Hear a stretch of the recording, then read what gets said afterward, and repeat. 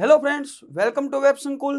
આજે આપણે આ ટેટ ટાટની સિરીઝમાં આગળ વધવાનું છે અને આ સિરીઝમાં આપણે આજે ગણિતના એવા બધા કન્સેપ્ટ ક્લિયર કરવાના છે કે જે એક્ઝામમાં વારંવાર પૂછાતા હોય. અહીંયા તમારે ટોટલી એક્ઝામ્પલ શોર્ટકટથી કરવાના છે. આપણા લેક્ચરનું નામ પણ તમે જોયું હશે, શોર્ટકટથી સમાધાન. બરાબર, તો અહીંયા આપણે ટોટલ 30 ક્વેશ્ચન હશે. આ 30 ક્વેશ્ચનમાં કઈ રીતે હશે સાહેબ પેટર્ન? તો કે સાહેબ આ 30 ક્વેશ્ચનમાં એક ક્વેશ્ચન પ્લસ એક ક્વેશ્ચન, એટલે કે બે ક્વેશ્ચન. બરાબર, કઈ રીતે હશે? તો કે સાહેબ જે પહેલો ક્વેશ્ચન હશે એમાં તમારે શાંતિથી સમજવાનો છે. બરાબર, એનો કન્સેપ્ટ સમજવાનો છે, એની શોર્ટકટ સમજવાની છે. ત્યારબાદ એના જ જેવો બીજો એક ક્વેશ્ચન હશે. બરાબર, એટલે આપણે સામાન્ય રીતે જો એક ક્વેશ્ચન કરતા હોઈએ તો તમારો ટોટલી કન્સેપ્ટ ક્લિયર ન થતો હોય. તો અહીંયા આપણે બે ક્વેશ્ચન એક સાથે લીધેલા છે જેથી તમારે આ બે ક્વેશ્ચનમાં તમારો આખો કન્સેપ્ટ ક્લિયર થઈ જાય. બરાબર, તો આગળ વધીએ. એમાં સાહેબ આગળ વધતા પહેલા તમારા દરેકના રિસ્પોન્સથી આપણી પહેલી જનરલ બેચ હતી એ ફૂલ થઈ ગઈ છે. બરાબર, હવે આપણી નવી general batch, second offline batch ક્યારે શરૂ થાય છે? તો કે સાહેબ 22 તારીખે, 22 ઓગસ્ટે, એટલે કે આવનારી 22 તારીખે. બરાબર, હવે 2 દિવસ છે તમારી પાસે. તો જે લોકો આ જનરલ બેચમાં જોડાવા ઈચ્છુક હોય એ લોકો અહીંયા નીચે હેલ્પલાઇન નંબર આપ્યા છે, એમાં તમે રજીસ્ટ્રેશન કરાવી શકો. બીજી વસ્તુ કે સાહેબ આમાં ડેમો લેક્ચર ફ્રી હશે. તો સાહેબ અહીંયા લખ્યું છે 5 ફ્રી ડેમો લેક્ચર. તો 5 દિવસ 5 તમે ડેમો લેક્ચર ફ્રી ભણી શકશો. બીજી વસ્તુ કે સાહેબ આનો સમય કયો રહેશે? સવારે 8 વાગ્યાથી લઈ 10 વાગ્યા સુધીના. બરાબર, મોર્નિંગનો આ સમય છે. હવે આ ખાસ યાદ રાખજો કે આ બેચ સાથે તમે ઓફલાઈન ભણશો તો ખરા, પણ આ સાથે તમને 9,000 રૂપિયાનો, જે આપણી 9,000ની કિંમત થાય, તમે અલગથી લેવા જાવ તો બરાબર આ કોર્સ તમને વિડીયો કોર્સ છે ફ્રી મળશે. આ ઉપરાંત મટીરિયલ મળશે, 15 પ્લસ બુક મળશે અને સ્ટડી મટીરિયલ મળશે. બરાબર, એમાં આપણને ખ્યાલ જ છે ભાઈ, તમે દરેક ફેકલ્ટીથી પરિચિત જ છો. દરરોજ, દર અઠવાડિયે અને દર મહિને તમારું જે કોર્સ ચાલ્યો હશે, બરાબર, આયોજન મુજબની ટેસ્ટ લેવામાં આવશે. તો જે મિત્રો અમારી સાથે ઓફલાઈનમાં જોડાવા માંગે છે, બરાબર, અને જનરલ બેચમાં જોડાવા માંગે છે, કે આવનારી જનરલ એક્ઝામ જેવી કે કોઈ તલાટી માટે તૈયારી કરતું હોય, જુનિયર ક્લાર્ક છે, બીજી કોઈ એક્ઝામ જેલ સહાયકની તમે નોટિફિકેશન જોઈ હશે તો એની પણ એક્ઝામ આવી શકે છે. બરાબર, ઘણી એક્ઝામો પેન્ડિંગ છે અને ઘણી આવે પણ છે. બરાબર, તો એના માટે કોઈ તૈયારી કરવા માંગતા હોય તો એ નીચે આપણા હેલ્પલાઇન નંબર આપ્યા છે, એમાં રજીસ્ટ્રેશન કરાવવું. માત્ર 2 દિવસ બાકી છે એટલે થોડીક ઉતાવળથી રજીસ્ટ્રેશન કરાવવું. બરાબર, ચાલો આગળ વધીએ આપણા એક્ઝામ્પલ તરફ. પહેલું એક્ઝામ્પલ છે, એ એક મોબાઈલ બી ને 10% ખોટ તથા બી તે મોબાઈલ સી ને 20% ખોટ પર વેચે છે. જો સી ને આ મોબાઈલ 1440 રૂપિયામાં, કેટલા રૂપિયા અહીંયા આપ્યા છે સાહેબ? 1440 રૂપિયામાં મળતો હોય તો એ નામનો વ્યક્તિ છે, એને આ મોબાઈલ કેટલા રૂપિયામાં મળ્યો હશે? બરાબર, તો ઘણી રીતે તમે ગણી શકો. ધારો કે આ એ ને મોબાઈલ મળે છે, આ એ કોને વેચે સાહેબ? બી ને વેચે છે. આ બી પાછો કોને વેચે? સી ને વેચે છે. સી જે છે આ મોબાઈલ માટે 1440 રૂપિયા, 1440 રૂપિયાનું ચૂકવણું કરે. તો સાહેબ આ એ છે, આ એ નામના વ્યક્તિ આ મોબાઈલ કેટલા રૂપિયામાં લીધો હશે? આવો કંઈક ક્વેશ્ચન છે. બરાબર, તો ચેક કરીએ સાહેબ આનો આન્સર. હવે જો અહીંયા પહેલા જ લખ્યું, લેક્ચરનું નામ જ છે સાહેબ શોર્ટકટથી સમાધાન. આપણે શોર્ટકટ જોવાની છે. આવા દાખલા હોય તો તમારે ઝડપથી કઈ રીતે ગણવાના સાહેબ? અહીંયા તમારે કોની કિંમત મેળવવાની છે સાહેબ? એને આ મોબાઈલ કેટલા રૂપિયામાં મળ્યો હશે સાહેબ? એની કિંમત મેળવવાની, એની જગ્યાએ એક્સ કરી નાખો. ચાલો, એ બી ને વેચે ત્યારે સાહેબ 10%ની ખોટ જાય. કેટલી ખોટ જાય સાહેબ? 10%ની. તો સાહેબ 100 રૂપિયાનો મોબાઈલ હોય તો 10% ખોટ એટલે 90 રૂપિયા થઈ ગયા. ચાલો, હવે બી સી ને વેચે સાહેબ, એને નફો થાય કે ખોટ સાહેબ? એને ખોટ જાય. કેટલાની? તો સાહેબ 20%ની. તો 100 રૂપિયા હોય તો 80 રૂપિયા થઈ જાય. છેલ્લે આજે સી નામના વ્યક્તિને કેટલામાં સાહેબ? 1440 રૂપિયામાં મોબાઈલ પડે છે. જો કન્સેપ્ટ ક્લિયર કરજો. આના જેવી બીજી કોઈ શોર્ટકટ હોઈ શકે નહીં. પહેલા જેનું મેળવવાનું કીધું સાહેબ, એને મોબાઈલ કેટલામાં પડ્યો હશે? તો સાહેબ એની જગ્યાએ એક્સ ધારી લ્યો. ચાલો, હવે 10% ખોટ તો સાહેબ 100 એ 90 રૂપિયા, 20% ખોટ તો 100 એ 80 રૂપિયા. સી ને કેટલામાં મળે? 1440 રૂપિયા. સાહેબ આમાંથી આપણે એક્સ ને કરતા બનાવી લ્યો, એટલે 100 ગુણ્યા 100 ગુણ્યા 1440 છેદમાં કેટલા આવશે સાહેબ? 90 ગુણ્યા 80. હવે જો આ બે 0 કેન્સલ કરો, અહીંયા બે 0 કેન્સલ કરો. ઘડિયા આવડતા હોય તો સરળતાથી છેદ ઉડે સાહેબ. 9 8 72 થાય અને 72 દુ 144 થાય સાહેબ. અહીંયા 2 ના 2 મૂકી દો. હવે 0 કેટલા છે સાહેબ? 3 0. તો સાહેબ આ મોબાઈલ કેટલામાં મળ્યો હશે? તો કે સાહેબ 2000 રૂપિયામાં મળ્યો હશે. બરાબર. તો આ એક કન્સેપ્ટ છે, કન્સેપ્ટ યાદ રાખજો. બરાબર. બીજી વસ્તુ, ઘણાને એવું થાય કે સાહેબ મારે આ રીતે નથી ગણવું, સાહેબ હું 10 ધારીને ગણું તો ચાલે, તો સાહેબ 10 ધારીને ગણું તોય જવાબ આવી જાય. જો તો અહીંયા 10 એ 9 લેવાના, એ જ રીતે અહીંયા 10 એ 8 લેવાના.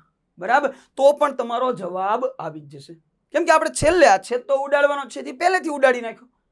હવે બીજી વસ્તુ, ઘણાને એવું થાય કે સાહેબ આવો એક્ઝામ્પલ મારે ઓપ્શન ઉપરથી ગણવો હોય તો ઓપ્શન ઉપરથી ગણી શકો. ચાલો સાહેબ અહીંયા ઓપ્શન એ જોઈએ 2800. તો સાહેબ અહીંયા 28 × 9 × 8 આપણને આવડવું જોઈએ, પણ એ નથી આવડતું. તો આ તો આવડે ને, 9 × 8 = 72. એટલે સાહેબ છેલ્લે એકમના અંકમાં 2 આવશે. હજી અહીંયા જોવો તો 2 આવ્યા, આ 2 નો ગુણાકાર પાછો 8 સાથે. બરાબર. તો 8 × 2 = 16, એકમના અંકમાં 6 હોવું જોઈએ. સાહેબ અહીંયા તો 144. બરાબર. એટલે 4 છે, તો આ જવાબ નો આવે. સાહેબ અહીંયા 25 9 × 8 25 8 200 અને 9 2 18, એટલે સાહેબ 1800 હોવો જોઈએ. તો એ પણ નથી, એટલે આ જવાબ નો આવે. સાહેબ 18 એ ગુણાકાર નહીં આવે. હવે 2000 લ્યો. સાહેબ 2000 એના 90%. બરાબર. 10% ખોટ જાય એટલે 90% ગણવા પડે. બરાબર. તો 9 2 18 થયા. બરાબર. અહીંયા 2000 તમે લેશો તો અહીંયા 10% ખોટ જાય છે એટલે 9 2 18 થયા. સાહેબ અહીંયા જોવો તો હજી પાછી તો સાહેબ 8% છે. તો સાહેબ અહીંયા 18 માંથી 8 લઈ લો, 8 8 64, એકમના અંકમાં 4 આવે. જુઓ તો અહીંયા 4 છે, તો કે હા બસ, તો આ જ આપણો જવાબ આવે 2000. તો તમે આ રીતે ઓપ્શન ઉપરથી પણ ગણી શકશો, પણ આ એક રીત હેલી છે સાહેબ, આ શોર્ટકટ છે, આ શોર્ટકટથી આપણે ગણશું. ચાલો બીજો એક્ઝામ્પલ સેમ આવો છે. સાહેબ અહીંયા કેવી ઘટના બને કે એ કોઈ એક વસ્તુ બી ને વેચે, સાહેબ એને 25%નો નફો થાય. જ્યારે બી આ વસ્તુ સી ને વેચે ત્યારે એને 20%નો નફો થાય, અને સી પાછો ડી ને વેચે. સામે આપણી પાસે કેવા સ્ટેપ હતા સાહેબ? એ બી ને વેચતો, બી સી ને વેચતો. અહીંયા એક સ્ટેપ હજી આગળ વધવાનું. સાહેબ એ છે એ બી ને વેચે, 25%નો નફો લે છે. બી સી ને વેચે, એમાં 20%નો નફો લે. સી પાછો ડી ને વેચે, એમાં 10%નો નફો લે. છેલ્લે આ ડી ને આ વસ્તુ 330 રૂપિયામાં મળતી હોય તો એ આ વસ્તુ કેટલામાં ખરીદી હશે?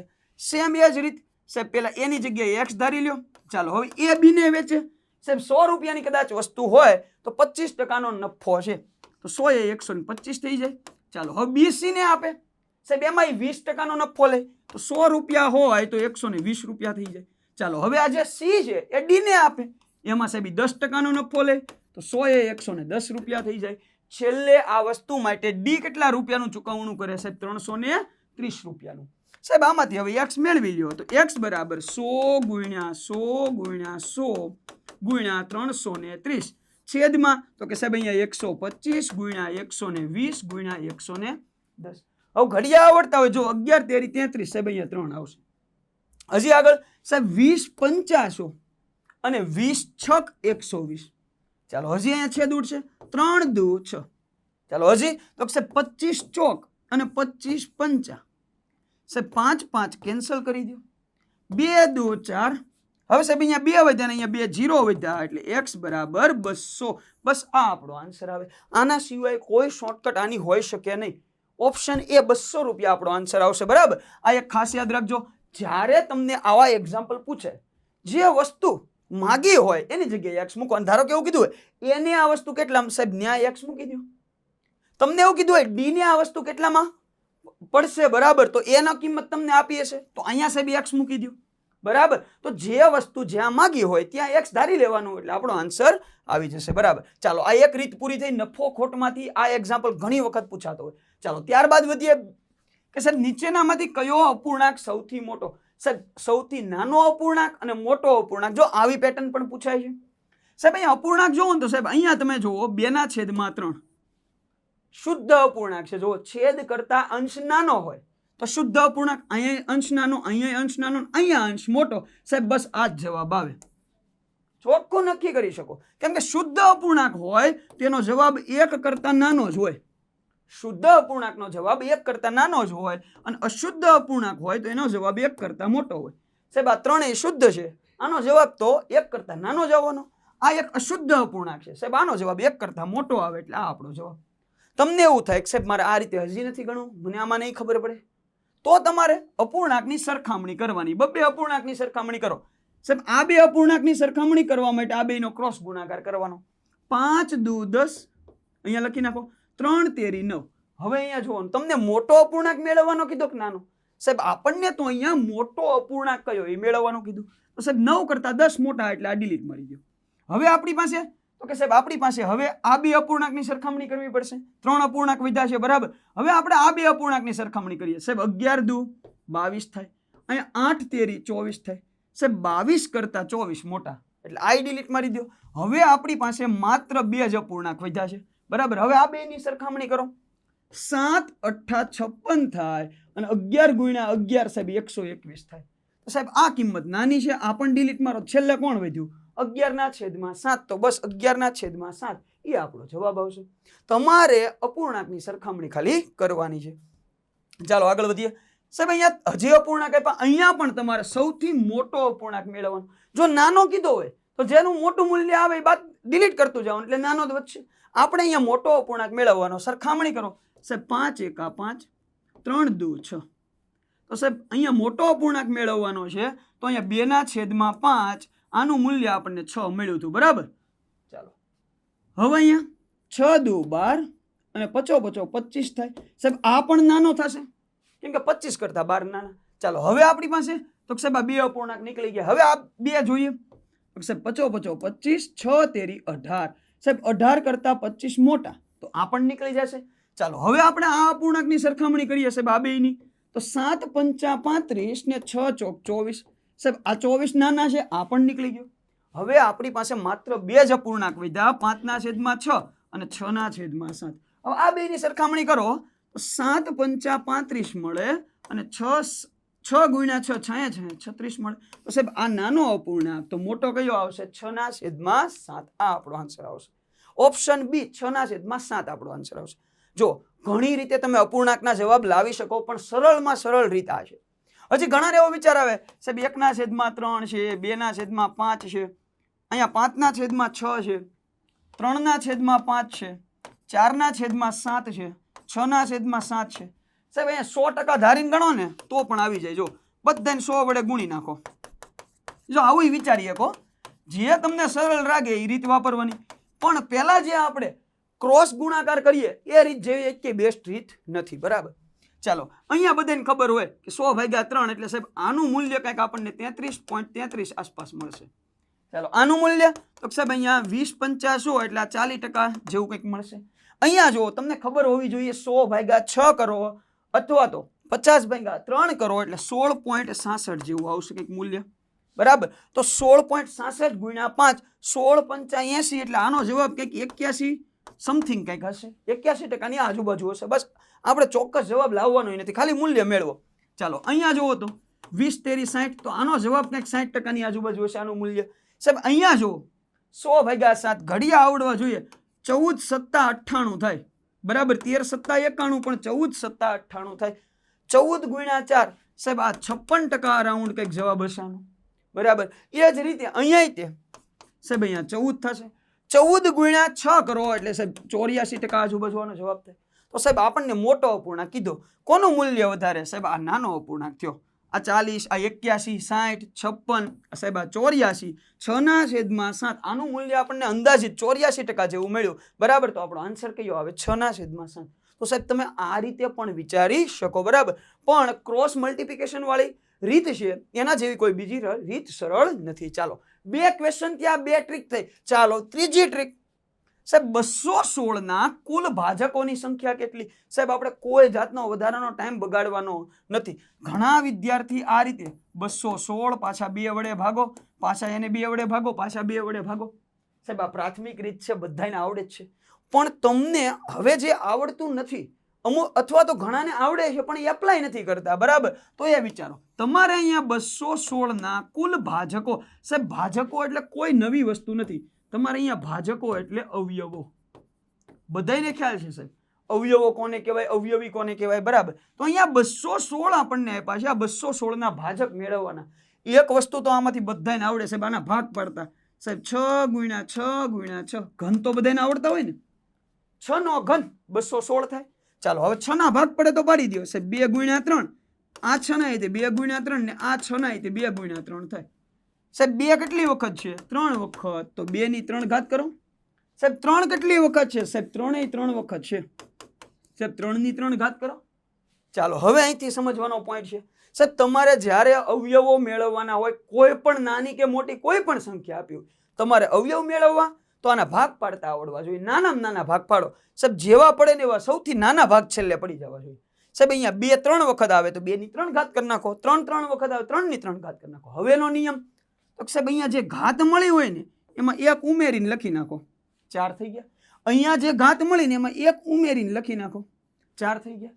ગુણાકાર કરો તો 4 ગુણ્યા 4 કેટલા આવે સાહેબ? 16 આવે.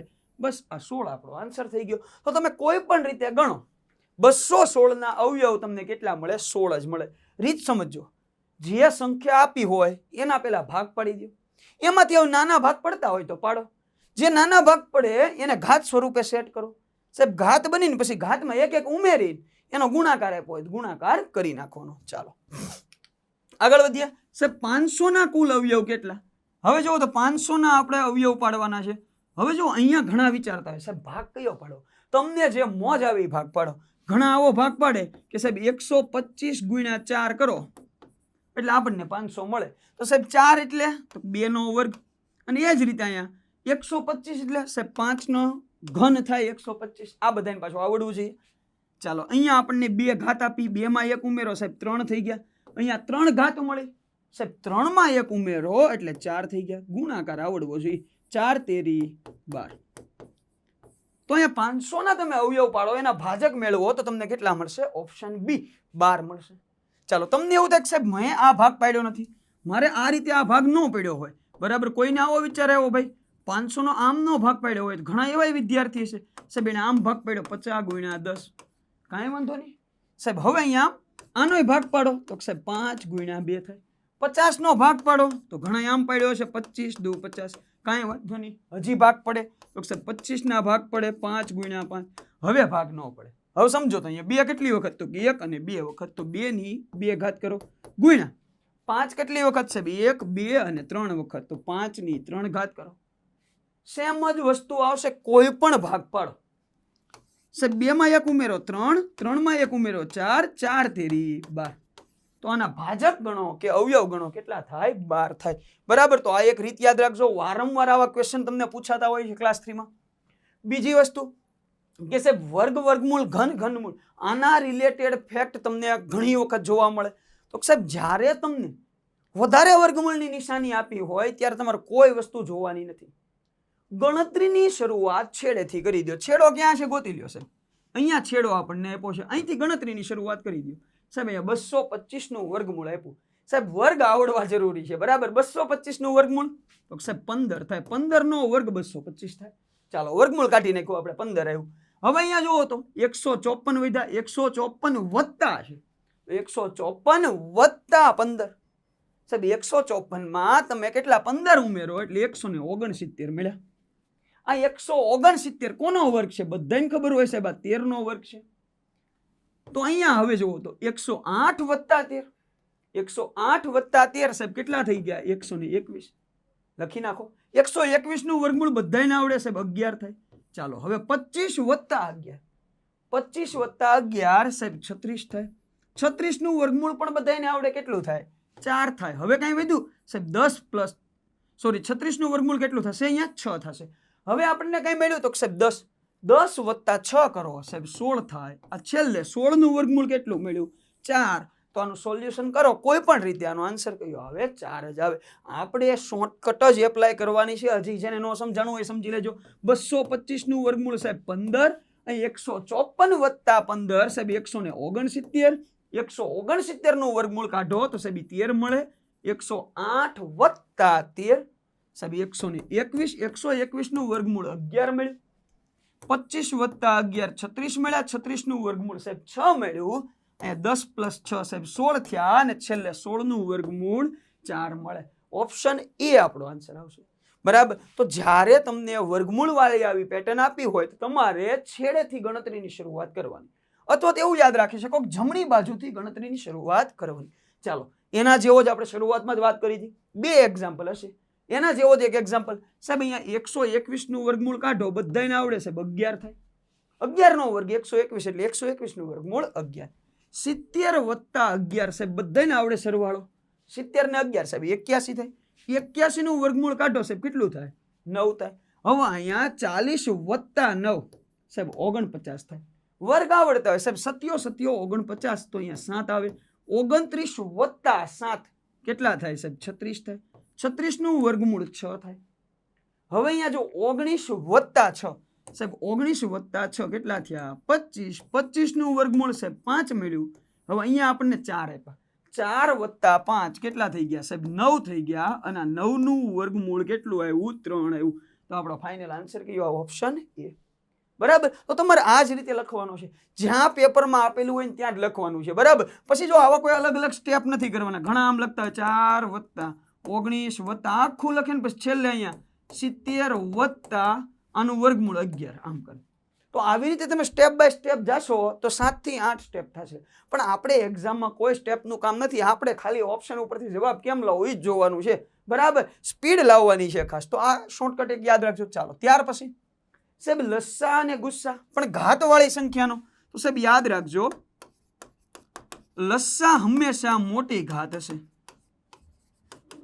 બરાબર. જો અહીંયા એક વસ્તુ યાદ રાખજો આધાર સમાન હોય. જ્યારે કોઈ ઘાતવાળી સંખ્યા આપી હોય અને એનો લસ્સા મેળવવાનો હોય કે ગુસ્સા મેળવવાનો તો જોવાનું આધાર સમાન હોય. આધાર સમાન હોય તો લસ્સા એટલે સાહેબ મોટી ઘાતવાળી સંખ્યા હોય ને એ લસ્સા થશે. સાહેબ ગુસ્સા એટલે સાહેબ જેની ઘાત નાની હોય એ આપણો ગુસ્સા થશે. જેની નાની ઘાત હશે એ આપણો ગુસ્સા થશે. સાહેબ અહીંયા તમને લસ્સા મેળવવાનું કીધું. ઘાતવાળી સંખ્યા આપી 2 ની 6 ઘાત 2 ની 11 ઘાત 2 ની 3 ઘાત 2 ની 2 ઘાત ને 2 ની 16 ઘાત. સાહેબ લસ્સા મેળવવાનો છે. આધાર સમાન અલગ અલગ ઘાત આપી.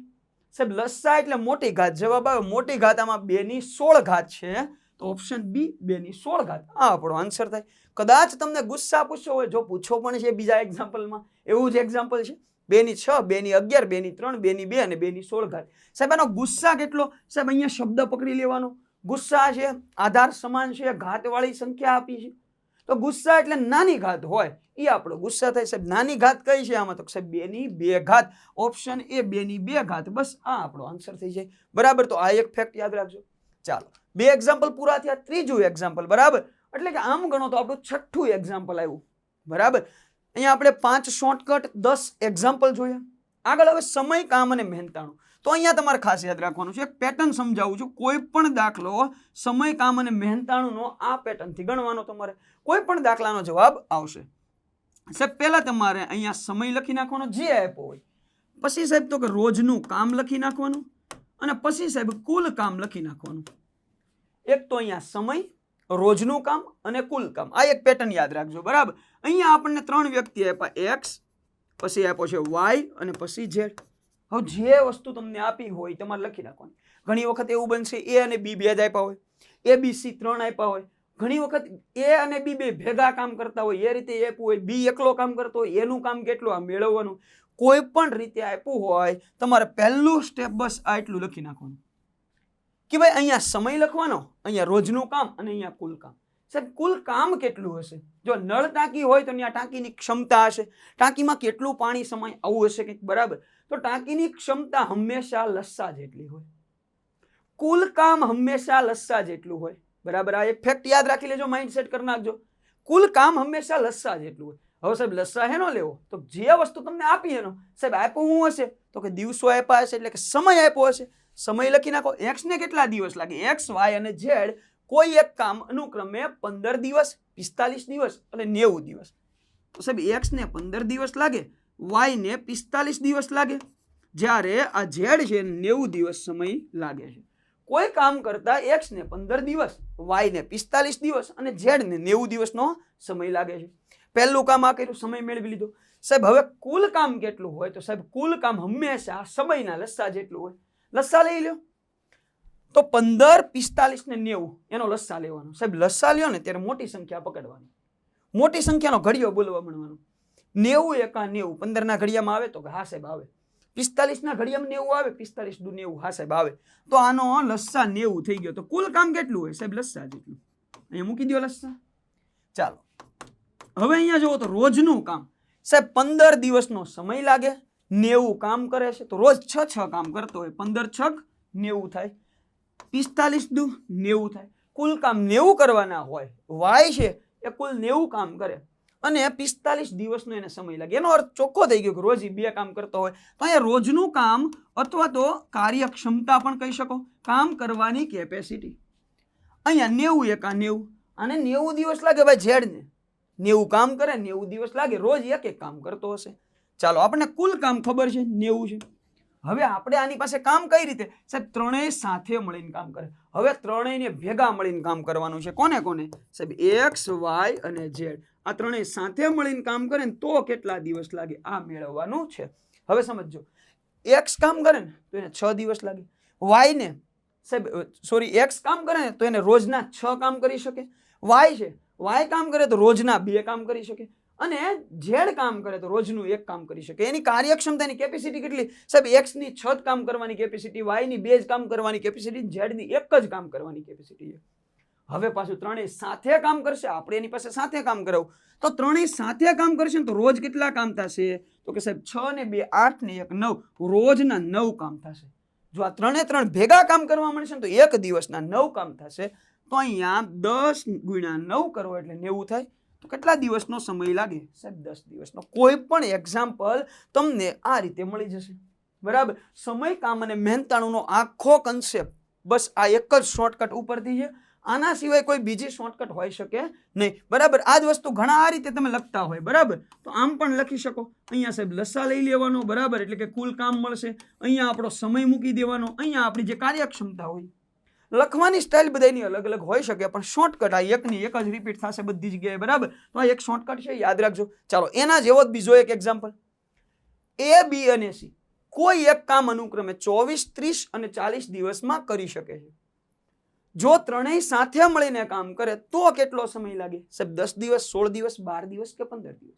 સાહેબ અહીંયા આપણી પાસે 3 વ્યક્તિ છે, એ, બી અને સી. હમણાં જ એક રીત જોઈ ગયા. સાહેબ અહીંયા સમય લખવાનો, અહીંયા રોજનું કામ લખવાનું, અહીંયા કુલ કામ લખવાનું. કુલ કામ હંમેશા લસા જેટલું હોય. સમય સાહેબ એક્સ ને અથવા તો એ ને 24 દિવસ, બી ને 30 દિવસ અને સી ને 40 દિવસ લાગે. સાહેબ આ ત્રણેયનો લસા લેવો. મોટી સંખ્યા પકડો 40. 40 નો ઘડિયો 40 એકા 40. સાહેબ 30 ના ઘડિયામાં નો આવે, 24 ના ઘડિયામાં નો આવે. 40 દુ 80. 80 સાહેબ 24 ના ઘડિયામાં નો આવે, 30 માં નો આવે. 40 તેરી 120. સાહેબ 30 ના ઘડિયામાં આવે તો હા આવે. 24 ના 24 પંચા 120 થાય. તો આ બધાયમાં આપણને 120 મળે છે. તો આનો લસા કેટલો થઈ ગયો? 120. બરાબર. ચાલો 24 પંચા 120, 30 ચોક 120 અને 4 તેરી 12 એટલે 40 તેરી 120. તો આપણને અહીંયા લસા 120 મળ્યો. ચાલો હજી ઘણાને એવું થાય કે સાહેબ મારે આ રીતે લસા નથી લેવો, મને આમ નથી ખબર પડતી. તો સાહેબ નાની વસ્તુ વિચારો. આ અહીંયા તમને 24 આપ્યા, 30 આપ્યા, 40 આપ્યા. ચાલો આમાંથી કઈ કોમન નીકળે? સાહેબ અહીંયાથી બધામાંથી આપણે 2 કોમન કાઢી લઈએ. તો અહીંયા સાહેબ 12 વધ્યા, અહીંયા 15 વધ્યા ને અહીંયા 20 વધ્યા. હવે આનો લસા તો આવડે ને? 12, 15 ને 20 સાહેબ આ બધા 60 ના ઘડિયામાં આવે. બરાબર. સોરી આના આ બધાના ઘડિયામાં 60 આવે. જોવો તો 20 તેરી 60 થાય, 15 ચોક 60 થાય ને 12 પંચા 60 થાય. કદાચ 24 નો ઘડિયો ન આવડે તો આવું તો ખબર પડે.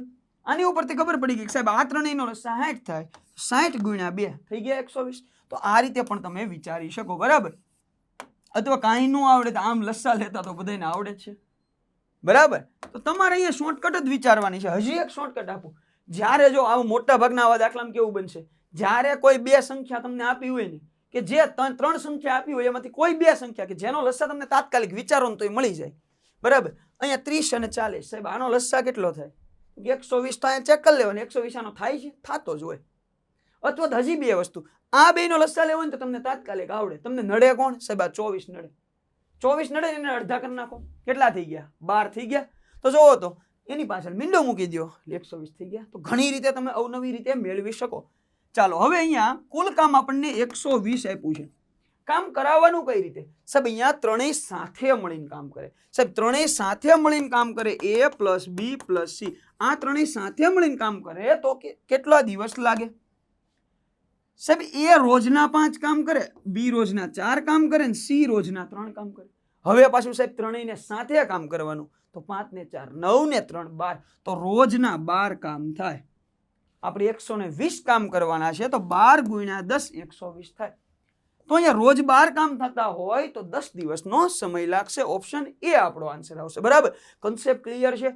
આ જ શોર્ટકટ વાપરવાની છે. બરાબર, અહીંયા આપણે ઘણા ચેપ્ટરનો કન્સેપ્ટ ક્લિયર કરી નાખવાનો છે. બરાબર, જો અહીંયા ટકાવારીનું એક્ઝામ્પલ, આવો પણ એક્ઝામ્પલ તમે ઘણી વખત જોયો હોય. કોઈ સંખ્યાના 75% અને 62% તફાવત 117 હોય તો એ સંખ્યા કઈ હશે? હવે જો આપણે આવી રીતે ગણીએ, ધારો કે તે સંખ્યા x છે.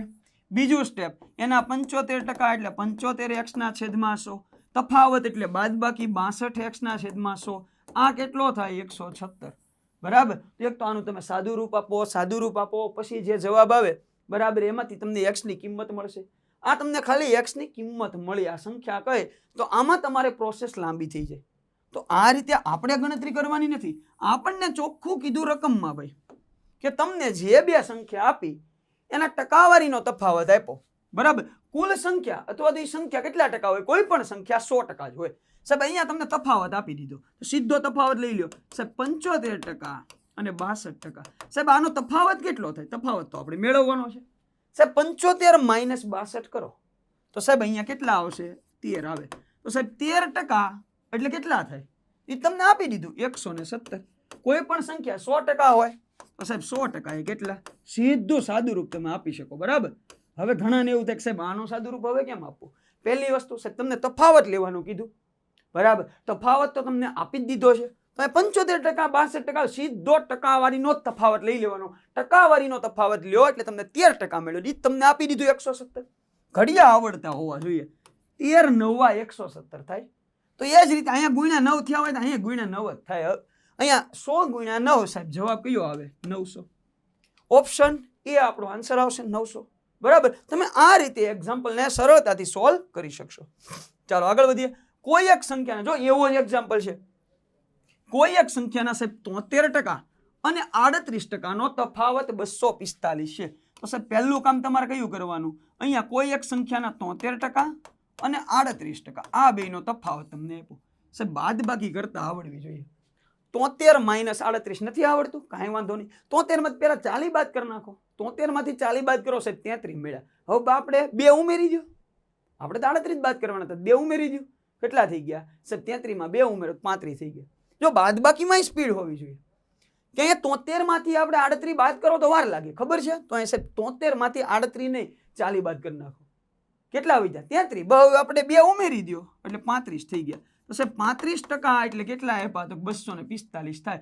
આપણે એ સંખ્યા 100% નથી મેળવવાની. જો એ સંખ્યા તમે 100% મેળવો પછી પાછા એના 46% કરો તો સમય લાગી જાય, એવું નથી કરવાનું.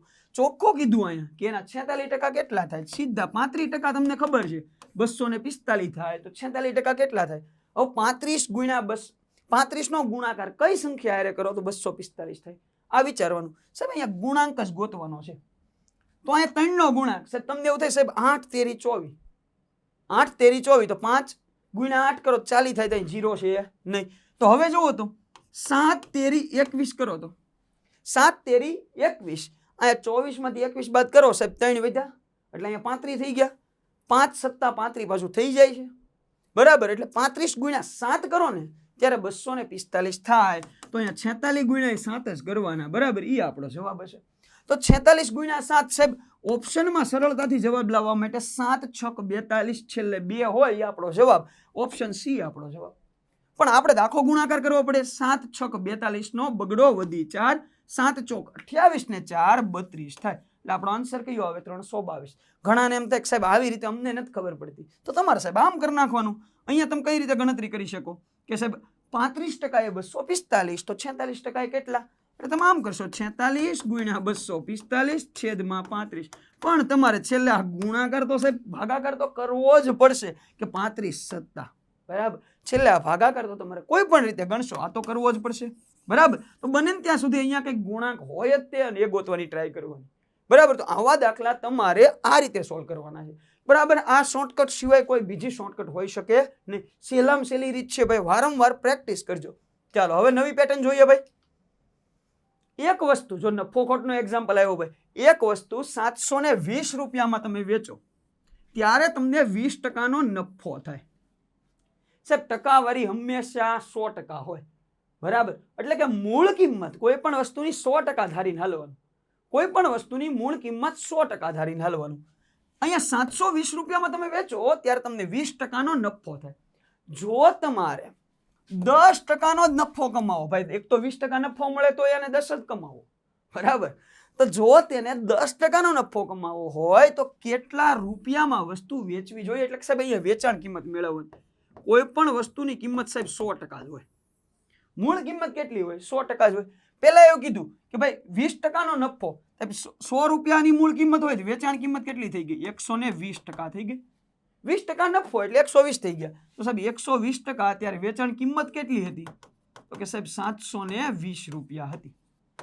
તો સાહેબ હવે આ વ્યક્તિ નફો કેટલો લેવો? તો સાહેબ 10%. તો 100 એ 110 થઈ ગયા, બરાબર. આ આપણી મૂળ કિંમત આપણે 100 ધારી. પહેલા એને 20%નો નફો, સાહેબ 100 રૂપિયાની વસ્તુ હોય, 20%નો નફો એટલે 20 રૂપિયા વધી જાય, 120 થઈ જાય, બેઝિક વસ્તુ છે. 10%નો નફો, 10 રૂપિયાનો નફો ચડાવો એટલે 110 થઈ જાય, બેઝિક વસ્તુ છે. તો 120% હોય ત્યારે કેટલા રૂપિયામાં એ વેચે છે? તો સાહેબ 720 રૂપિયામાં. તો 110 હોય ત્યારે કેટલામાં વેચતો હશે? બસ આ મેળવવાનું છે. મેં હમણાં જ વાત કરી, જો તમે આમ ક્રોસ ગુણાકાર કરો કે 120 એટલા તો એટલા એ કેટલા, બરાબર. તો આની કરતા તમારે વિચારવાનું, અહીંયા કંઈક ગુણાંક થતો જ હોય, પેલા થાય છે એ વિચારો. તો 12 6 72 થાય. તો સાહેબ અહીંયા ગુણ્યા 6 હોય તો અહીંયા ગુણ્યા 6 જ આવે. 11 6 66, એક 0 મૂકી દો એટલે આપણો આન્સર 660 રૂપિયા આવશે. જો ઓપ્શન સી 660 આ આપણો આન્સર આવશે. જો આવા ક્વેશ્ચન તમને ઘણી એક્ઝામમાં જોવા મળતા હોય, બરાબર, તો પ્રેક્ટિસ કરજો. ચાલો આના પછીની સેમ એવો જ દાખલો. સાહેબ એક વ્યક્તિને એક વસ્તુનું વેચાણ 480માં વેચાણ કરે તો 20%નું નુકસાન થાય. સાહેબ અહીંયા ખોટ ગઈ. હવે ખોટ ગઈ હોય તો ઉમેરવી પડે કે બાદ કરવી પડે? સાહેબ બાદ કરવી પડે. બધાને ખ્યાલ હોય ખોટ જાય તો બાદ કરવી પડે. હું એમ કહું તમારી પાસે 100 રૂપિયા છે, લાવો 20 રૂપિયા. તમે એમ કહેતા હવે કેટલા વધ્યા? સાહેબ 80 રૂપિયા જ વધ્યા. તમારે 20%ની ખોટ ગઈ એટલે કે 20 રૂપિયાની ખોટ ગઈ, બરાબર. તો તમારી પાસે 80 રૂપિયા જે વધ્યા એ તમારી વેચાણ કિંમત થઈ, બરાબર. અહીંયા દાખલાના સંદર્ભમાં પણ તમારી પાસે હવે કેટલા વધ્યા? તો સાહેબ 80 રૂપિયા. ખોટ ગઈ હોય તો બાદ કરવી પડે, નફો હોય તો ઉમેરવો પડે. આ બેઝિક વસ્તુ બધાને ખબર છે. સાહેબ 100 રૂપિયાની વસ્તુ હોય, બરાબર, એટલે કે આપણે આની મૂળ કિંમત 100% ધારીએ. આ આપણી મૂળ કિંમત છે. હવે પેલા આ વ્યક્તિ 480 રૂપિયામાં વેચે તો એને 20%ની ખોટ જાય, નુકસાન થાય. તો સાહેબ 20%ની ખોટ એટલે કેટલા વધ્યા? 80%. 80% વેચાણ કિંમત ક્યારે? તો સાહેબ 480 રૂપિયામાં વેચે ને ત્યારે. હવે તો કે સાહેબ એને 20%નો નફો કમાવો. હવે પેલા 20%ની ખોટ, પણ હવે એને 20% ખોટ નથી ખાવાની, એને નફો કમાવો. તો સાહેબ નફો કમાવો હોય નફો ઉમેરવો પડે, તો 120% લેવા પડે. સમજો, એક 480 રૂપિયામાં વેચે તો એને 20%ની ખોટ જાય. તો હકીકત મેળવી વેચી કેટલામાં? 80%માં હોય, કેમ કે 20%ની ખોટ હોય એટલે એ બાદ કરવી પડે. 80%માં વેચી હોય તો 80% એટલે 480 રૂપિયા. હવે આ ભાઈને પાછો 20% નફો લેવો. સાહેબ 100 રૂપિયાની વસ્તુ હોય, 20% નફો એટલે 120 થયા.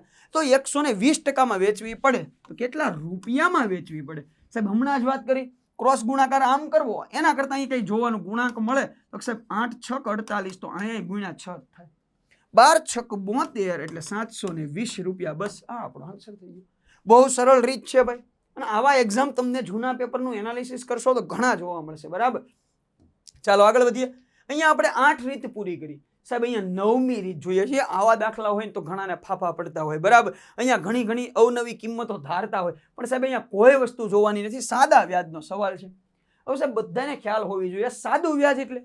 તો કે સાહેબ 1 વર્ષ માટે ગણો, 2 વર્ષ માટે, 5 વર્ષ માટે, 10 વર્ષ માટે, કે 50 વર્ષ માટે, કે 150 વર્ષ માટે. સાહેબ દરેક વખતે એક સરખું વ્યાજ મળે એને સાદું વ્યાજ કહેવાય. ધારો કે આ વખતે તમને 100 રૂપિયાનું વ્યાજ ચૂક્યું હોય, તમે બેંક પાસેથી કોઈ રકમ લાવ્યા, બરાબર, સાદા વ્યાજે લાવ્યા, તો 1 વર્ષનું વ્યાજ હોય તમારું 100 રૂપિયા. તો બીજા વર્ષે 100 રૂપિયા જ હોય, ત્રીજા વર્ષનું 100 રૂપિયા હોય, ચોથા વર્ષનું 100 રૂપિયા હોય. દરેક વર્ષ માટે એક સમાન વ્યાજ હોય તો સાહેબ એને સાદું વ્યાજ કહેવાય, બરાબર. એ જ રીતે વ્યાજનું વ્યાજ એટલે સાહેબ ચક્રવૃદ્ધિ વ્યાજ. પહેલા વર્ષે તમારે 10 રૂપિયાનું વ્યાજ આવ્યું, બરાબર, ઉમેરો મુદ્દલમાં, પછી પાછું વ્યાજ આવે, પાછું ઉમેરો, વ્યાજ આવે, પાછું ઉમેરો, વ્યાજ આવે, પાછું ઉમેરો. એટલે સાહેબ વ્યાજ પરનું વ્યાજ તો ચક્રવૃદ્ધિ વ્યાજ, બરાબર. આ બે કન્સેપ્ટ બધાને ક્લિયર હશે. તો સાહેબ અમુક રકમ સાદા વ્યાજના દરે, હવે વ્યાજ દર આપણને આપ્યો નથી પણ એક કન્સેપ્ટ ક્લિયર છે. સાહેબ સાદા વ્યાજે રકમ લાવેલા છે તો અમુક રકમ સાદા વ્યાજે 3 વર્ષમાં 850 રૂપિયા થાય. 3 વર્ષ થયા હોય કેટલા રૂપિયા થઈ જાય? તો સાહેબ 850 રૂપિયા થઈ જાય. હવે સમજો, અમુક રકમ એટલે સાહેબ તમને રકમ ખબર છે તો કે સાહેબ રકમ પણ અમને ખબર નથી, અમુક રકમ છે. ધારો કે જે રકમ હોય પણ 3 વર્ષ થાય તો એ કેટલા રૂપિયા થઈ જાય? તો સાહેબ 850 રૂપિયા થાય. એનો અર્થ એવો થયો આ સાહેબ આપણી વ્યાજ મુદ્દલ હશે. સમજાણું? કોઈ રકમ આપણને રકમ નથી ખબર પણ એ રકમ એટલે આપણી મુદ્દલ હશે. હવે એ મુદ્દલ છે ને તમારી જે મુદ્દલ હશે એ આપણે મેળવવાની જ છે. જે મુદ્દલ હશે એ 3 વર્ષ તમે જાઓ બરાબર તો 3 વર્ષ પછી 850 રૂપિયા થઈ જાય આ રકમ. એનો અર્થ એવો થયો કે આ વ્યાજ મુદ્દલ થઈ, વ્યાજ સહિતની રકમ થઈ, આમાં વ્યાજ ઉમેરેલું હશે તો સાહેબ 850 રૂપિયા થઈ ગઈ. પણ એ જ રીતે 4 વર્ષ હોય ને તો સાહેબ આ રકમ 925 રૂપિયા થઈ જાય. સમજો કન્સેપ્ટ ખાસ. 3 વર્ષમાં કેટલા રૂપિયા થઈ ગયા હોય તો સાહેબ 850 રૂપિયા. પરંતુ 4 વર્ષ જાય તો આ 925 રૂપિયા થઈ ગયા હોય.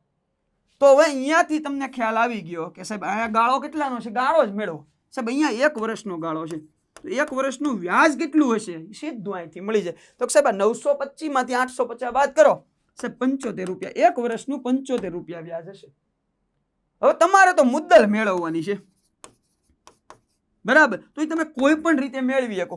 અહીંયા 4 વર્ષ માટે લઈ શકો અને 3 વર્ષ માટે લઈ શકો. આપણને હવે મુદ્દલ મેળવવી હોય બધાને ખબર છે કે સાહેબ વ્યાજ મુદ્દલ હોય ને એમાંથી હું વ્યાજ બાદ કરી નાખું તો મારે રૂપિયા મળી જાય. કેમ કે વ્યાજ મુદ્દલ એટલે વ્યાજ સહિતની રકમ, આમાં વ્યાજ હશે. એમાંથી હું ખાલી વ્યાજ બાદ કરી નાખું મારા રૂપિયા કેટલા હશે બરાબર. આ મળી જાય એટલે કે મુદ્દલ મળી જાય. તો સાહેબ પહેલા આપણે 3 વર્ષ માટે ગણીએ. હાલો બરાબર, આપણે 3 વર્ષ માટે ગણીએ તો 3 વર્ષ માટે વ્યાજ મુદ્દલ 850 રૂપિયા છે. તો સાહેબ એમાં વ્યાજ કેટલું હશે? હવે અહીંથી કન્સેપ્ટ ક્લિયર થઈ જાય. 1 વર્ષનું વ્યાજ કેટલું છે? 75 રૂપિયા. તો 3 વર્ષનું 75 ગુણ્યા 3 કરી નાખો બરાબર. 7 તેરી 21 એટલે 225 રૂપિયા થશે. 3 વર્ષનું 225 રૂપિયા. કઈ રીતે ગણ્યું? તો સાહેબ આપણી મુદ્દલ કેટલી? વ્યાજ મુદ્દલ તો 850 રૂપિયા. એમાંથી હું જો વ્યાજ બાદ કરી નાખીશ તો મને મારી રકમ અથવા તો મુદ્દલ મળી જાય. સાહેબ અહીંથી ખ્યાલ આવ્યો. 1 વર્ષનું વ્યાજ 75 રૂપિયા છે તો 3 વર્ષનું કેટલો થાય? 75 ગુણ્યા 3 કરો એટલું થાય. તો 75 ગુણ્યા 3 સાહેબ 225 રૂપિયા થાય. તો 850 માંથી આ 225 રૂપિયા બાદ કરું તો મને કેટલા મળશે? તો સાહેબ અહીંયા 50 માંથી 25 બાદ કરું એટલે 25. અહીંયા 8 માંથી 2 બાદ કરું 6 એટલે 625 રૂપિયા મારી મુદ્દલ હશે બરાબર. 625. હવે તમને એવું થાય કે સાહેબ અહીંયા સુધી મેં ગણતરી કરી, આ મેં 3 વર્ષ માટે કર્યું, મારે આ 3 વર્ષ માટે નહીં 4 વર્ષ માટે ગણવું હોય તોય ચાલે, તોય ચાલશે. તમારે શું કરવાનું? સાહેબ 1 વર્ષનું વ્યાજ પેલા મળી ગયું 75 રૂપિયા, બસ ત્યાં જ પહોંચવાનું છે. 1 વર્ષનું વ્યાજ 75 રૂપિયા હોય સાહેબ 4 વર્ષ માટે ગણવું હોય બરાબર. તમારે મુદ્દલ લેવાની છે. તો મુદ્દલ કેટલી હોય? તો સાહેબ વ્યાજ મુદ્દલ હોય ને એમાંથી વ્યાજ બાદ કરી નાખો એટલી. વ્યાજ મુદ્દલ 4 વર્ષ માટે 925 રૂપિયા છે. વ્યાજ કેટલું? સાહેબ 1 વર્ષનું 75 રૂપિયા હોય તો 4 વર્ષનું 75 ગુણ્યા 4 કરો, બધાને ખ્યાલ આવે 300 રૂપિયા થાય. તો આમાંથી 925 માંથી હું 300 બાદ કરું તો કેટલા મળે? સાહેબ 625. જે વિધાનમાં મૂકો એ 3 વર્ષમાં મૂકો કે 4 વર્ષમાં, મુદ્દલ આપણી સમાન જ આવશે. તો આવી રીતે તમે સરળતાથી આવા કોઈ એક્ઝામ્પલ હોય તો એનો આન્સર આપી શકો બરાબર. ચાલો એવો જ બીજો એક્ઝામ્પલ હશે. હજી જેને થોડું ઘણું કન્ફ્યુઝન રહ્યું હોય, શોર્ટકટ ન સમજાય, અહીંયા સમજાઈ જશે ભાઈ. કોઈ રકમ સાહેબ ખબર નહીં, આપણને રકમની ખબર નથી. સાદા વ્યાજે સાહેબ 3 વર્ષ થાય એટલે 840 રૂપિયા થઈ જાય. અને આ જ રકમ 7 વર્ષ થાય તો 7 વર્ષમાં સાહેબ 1200 રૂપિયા થઈ જાય. હવે સમજો 3 વર્ષ હોય તો આ કેટલી થઈ જાય? 840 રૂપિયા. અને 7 વર્ષ માટે સાદા વ્યાજે રાખો તો 1200 રૂપિયા થઈ જાય. સાહેબ અહીંયા વર્ષનો ગાળો કેટલો? તો સાહેબ 4 વર્ષનો. 4 વર્ષમાં તમે વ્યાજ કેટલું ચૂકવું? સાહેબ 3 વર્ષે આપણી પાસે 840 રૂપિયા હતા, 7 વર્ષ હાલ્યું આમ નામ બરાબર તો 1200 રૂપિયા થઈ ગયા. સાહેબ ઉપરનું બધું મેં વ્યાજ ચૂકવ્યું 4 વર્ષનું. તો 1200 માંથી 840 બાદ કરો એટલે 360 રૂપિયા. તો તમે 4 વર્ષની અંદર 360 રૂપિયાનું વ્યાજ ચૂકવું હોય. એનો અર્થ એવો થયો કે સાહેબ 1 વર્ષમાં કેટલું વ્યાજ ચૂકવું હોય? તો કે 90 રૂપિયા ચૂકવું હોય. 4 વર્ષમાં તમે 360 રૂપિયા વ્યાજ ચૂકવું હોય. 1 વર્ષમાં સાહેબ 90 રૂપિયા ચૂકવું હોય. તમારે આ રકમ મેળવવાની છે તો મુદ્દલ મેળવીએ આપણે. તો સાહેબ અહીંયા વ્યાજ મુદ્દલ જે હોય એમાંથી મારે વ્યાજ બાદ કરવું પડે. સાહેબ આપણે 3 વર્ષ માટે મેળવીએ તો વ્યાજ મુદ્દલ 3 વર્ષ માટે કેટલું છે? સાહેબ 840 રૂપિયા. હાલો એમાંથી 3 વર્ષનું વ્યાજ બાદ કરવું પડશે બરાબર. અહીંયા આપણે મુદ્દલ ગણીએ છીએ એ 3 વર્ષ માટે ગણીએ છીએ બરાબર. આ યાદ રાખજો. તો સાહેબ અહીંયા 3 વર્ષનું વ્યાજ કેટલું હોય? તો સાહેબ 1 વર્ષનું 90 રૂપિયા, તો 3 વર્ષનું 9 તેરીને 27 એટલે કે 270 રૂપિયા હોય.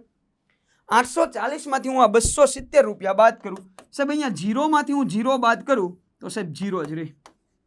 અહીંયા જો 10 લેવો પડશે, 4 માંથી 7 નો બાદ થાય તો 10 ને 4 14, 14 માંથી 7 બાદ કરું 7 વધ્યા સાહેબ 10 લીધો એટલે અહીં 1 બાદ થઈ જશે, 8 ની જગ્યાએ 7 થઈ જશે, 7 માંથી 2 બાદ કરો એટલે સાહેબ 5, તો 570 રૂપિયા થશે બરાબર. આપણો આન્સર કયો આવશે? 570 આપણો આન્સર આવશે બરાબર. તો આ એક વસ્તુ ખાસ યાદ રાખજો. ચાલો આગળ, હવે એક રીત જોઈએ આપણે, એના પછી પાછી નેક્સ્ટ રીત. 8 રીત આપણે અત્યાર સુધીમાં સોલ્વ કરી બરાબર. સોરી 9 રીત સોલ્વ થઈ ગઈ, 18 એક્ઝામ્પલ, દરેક એક્ઝામ્પલમાં એક રીત હશે બરાબર. એટલે કે આપણે અહીંયા 15 રીત હશે અને 30 એક્ઝામ્પલ હશે સાહેબ. અહીંયા પાછું ચેપ્ટર પ્રમાણપદ શોધો સાહેબ. ગુણોત્તર અને પ્રમાણ ચેપ્ટર આવી ગયું, તો 36 અને 64 નું બીજું પ્રમાણપદ મેળવો સાહેબ. અહીંયા ઘણી વસ્તુમાં કન્ફ્યુઝન થતું હોય, તમારે બીજું પ્રમાણપદ મેળવવું બરાબર. એનો અર્થ એવો થયો કે ભાઈ સાહેબ A B C આ 3 આપ્યું હોય ને, તો એમાંથી આપણે બીજું પદ મેળવવાનું છે. તો કે A જેમ B ડબલ જેમ B જેમ C આપણે આમ લખી શકીએ. તો સાહેબ આને પ્રમાણપદ અથવા તો મધ્યમ પદ પણ કહેવાય. અહીંયા આપણે B મેળવવાનું છે બરાબર, બીજું પદ. તો બીજું પદ એટલે સાહેબ એને મધ્યમ પદ પણ કહેવાય સાહેબ. આને જ તે આપણે ગુણોત્તર મધ્યક પણ કહી શકીએ, મધ્યમ પદ કહી શકીએ અથવા તો ગુણોત્તર મધ્યક કહી શકીએ બરાબર. તો અહીંયા તમને જો આવું ન યાદ રહે, તમારે એટલું યાદ રાખવાનું, બીજું પદ મેળવવાનું છે તો આમ લખતા આવડવું જોઈએ. 36 જેમ x ડબલ જેમ x જેમ 64. કેમ કે અહીંયા તમને 2 જ પદ આપ્યા, તો 2 ના આધારે 3 પદ મળીએ કે A B C. તો સાહેબ અહીંયા ગુણોત્તર કેવો હશે? A જેમ B અને B જેમ C આવું કંઈક હશે. હવે બધાને ખ્યાલ છે કે સાહેબ આને કઈ રીતે સોલ્વ કરે? 36 ના છેદમાં x બરાબર x ના છેદમાં 64 ક્રોસ ગુણાકાર કરી નાખો એટલે અહીં x સ્ક્વેર બરાબર 36 ગુણ્યા 64 થાય. તો x બરાબર, તો સાહેબ અહીંયા વર્ગ દૂર કરો તો આ બાજુ વર્ગમૂળ કરવું પડે. 36 નું વર્ગમૂળ સાહેબ 6 થાય, 64 નું વર્ગમૂળ 8 થાય, 8 છક 48 એટલે આપણો આન્સર સાહેબ 48 આવે. ઓપ્શન C 48 આપણો આન્સર આવશે. ચાલો, તમને એવું થાય સાહેબ મારે આમ નથી ગણવું, હવે કાંઈ તમારી પાસે શોર્ટકટ હોય તો આપો બરાબર. આ રીતે મારે ગણવાનું નથી બરાબર. તો તમે ઘણી રીત આમાં એપ્લાય કરી શકો બરાબર. તો આ એક વસ્તુ ખાસ યાદ રાખજો. ચાલો, અહીંયા 36 આપ્યા છે, અહીંયા આપણી પાસે 64 છે, અહીંયા કંઈક પદ આવે એ પદ આપણે મેળવવાનું છે. આવો કંઈક દાખલો છે બરાબર. તો અહીંયા જુઓ તો 6 ગુણ્યા 6 થાય, તો અહીંયા કંઈક થતું હશે. 6 ગુણ્યા અહીંયા કંઈક થતું હશે. એ જ વસ્તુ અહીંયા પણ થવી જોઈએ. તો સાહેબ અહીંયા 8 ગુણ્યા 8 થાય, અને અહીંયા તો સાહેબ અહીંયા 8 ગુણ્યા 6 થવા જોઈએ. કેમ કે જે વસ્તુ આમાં હોય ને એ જ વસ્તુ આમાં હોવી જોઈએ. તો સાહેબ અહીંયા 6 પહેલા છે, તો 6 ગુણ્યા 6 આવ્યા, તો સાહેબ અહીંયા 8 ગુણ્યા 6 આવવા જોઈએ. અહીંયા 6 ગુણ્યા, જો અહીંયા 8 ગુણ્યા 8 છે, એનો અર્થ એવો થયો અહીંયા 6 ગુણ્યા 8 જ હોવા જોઈએ. તો જુઓ તો 8 છક 48 થાય, અહીંયા 8 છક 48 થાય, બસ 48 આપણો જવાબ આવે. અથવા જુઓ, જ્યારે તમારે બીજું પદ મેળવવાનું હોય, જ્યારે તમારે મધ્યમ પદ અથવા તો બીજું પદ મેળવવાનું હોય, કોઈ જાતની લાંબી ગણતરી પડવાનું નથી. યું રકમ જોઈને તમારે યું જવાબ આપી દેવાનો છે. ભાઈ તમને અહીંયા બીજું પદ મધ્યમ પદ કીધું એટલે સાહેબ મધ્યમ પદ વચ્ચે 2 વખત આવે, 2 વખત આવે એટલે છેલ્લે તો આપણે વર્ગમૂળ જ કરવાનું છે. તમને જે આપ્યું ને એનું વર્ગમૂળ કરી નાખો. સાહેબ અહીંયા 36 નું વર્ગમૂળ કેટલું? 6. અને 64 નું વર્ગમૂળ કેટલું? 8. 8 છક 48. બસ આ આપણો આન્સર. તમને ગુણોત્તર મધ્યક કીધું તોય સેમ આમ કરી નાખો બરાબર. અથવા તમને મધ્યમ પદ કીધું તોય આ રીતે ગણ નાખો, તમને બીજું પદ કીધું તોય આ રીતે ગણ નાખો બરાબર. આ એક શોર્ટકટ છે, યાદ રાખજો. ચાલો, એવો જ એક એક્ઝામ્પલ સાહેબ જોવો તો અહીંયા 16 જેમ x ડબલ જેમ x જેમ 9, તો x શોધો. સાહેબ x એટલે મધ્યમ પદ થયું, ગુણોત્તર મધ્યક થયો. નિયમ કયો? મધ્યમ પદ મેળવવાનો સાહેબ વર્ગમૂળ કરી નાખો. આનું વર્ગમૂળ 4, આનું 3, 4 તેરી 12, બસ આ જવાબ. સૌથી સહેલી રીત, મધ્યમ પદ જે 2 સંખ્યા આપી હોય એનો ગુણાકાર કરીને વર્ગમૂળ કરી નાખો.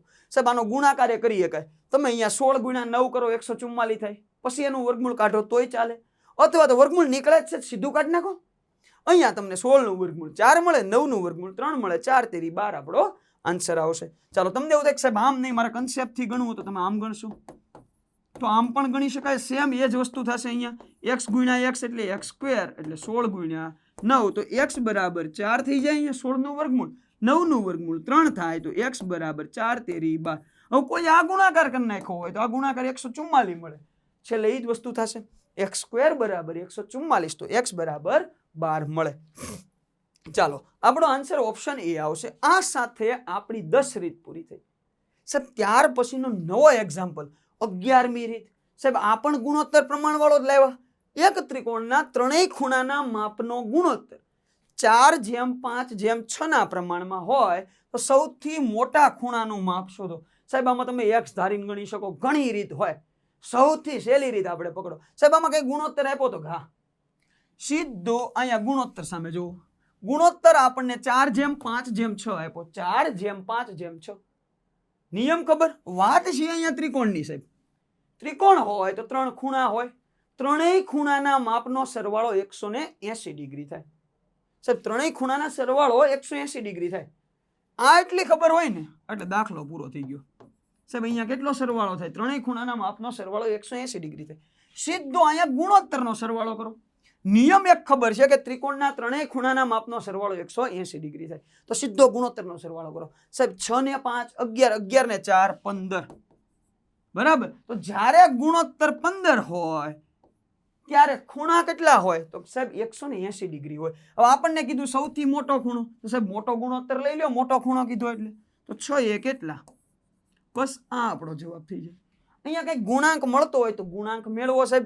તો કે અહીંયા 15 ગુણ્યા 12 થશે. જોઈએ આમ નામ ખબર પડી જાય.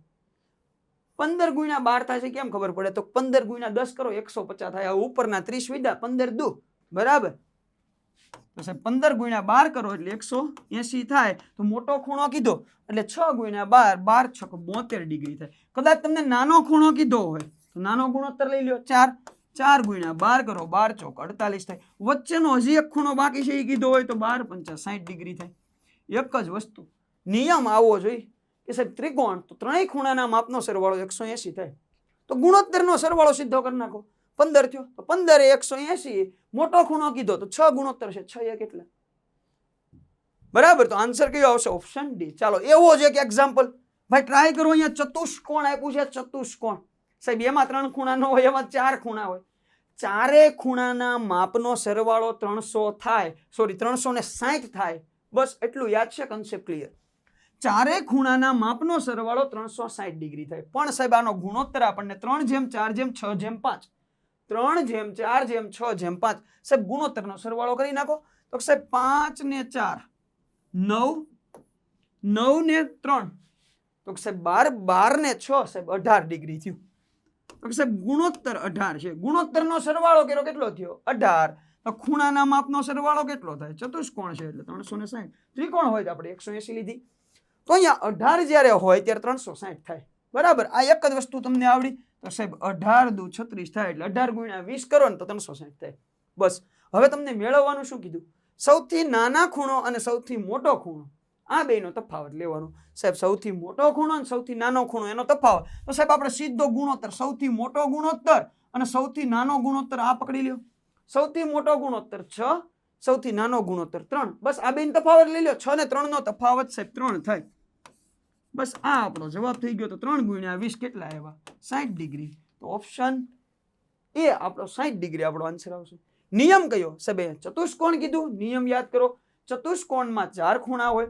ચારેય ખૂણાના માપનો સરવાળો 360 ડિગ્રી થાય. અહીંયા તમને આ નિયમ ખબર હોય સીધો ગુણોત્તરનો સરવાળો કરો. ગુણોત્તર આપણી પાસે 3:4:6:5 આપ્યા. સરવાળો 18 મળ્યો. તો 18 એટલે 360. તો 3 એટલે કેટલા? કેમ સાહેબ અહીંયા 3 લીધું? આપણને એવું કીધું સૌથી મોટો ખૂણો અને સૌથી નાનો ખૂણો એનો તફાવત. તો સૌથી મોટો ખૂણો કયો મળે? જેનો ગુણોત્તર મોટો હોય.